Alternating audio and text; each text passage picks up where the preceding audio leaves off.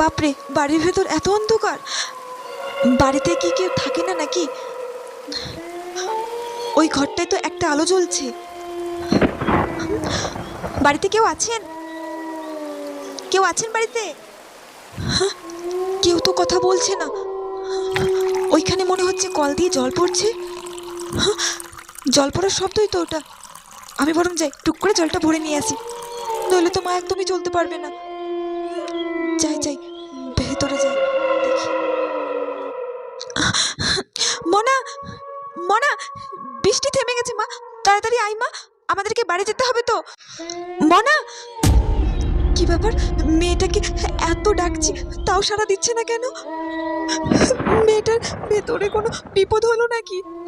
কি করব, আমি তো এখানে কাউকে দেখতেও পাচ্ছি না। কি করি? না না, মেয়েটা যদি কোনো বিপদ হয়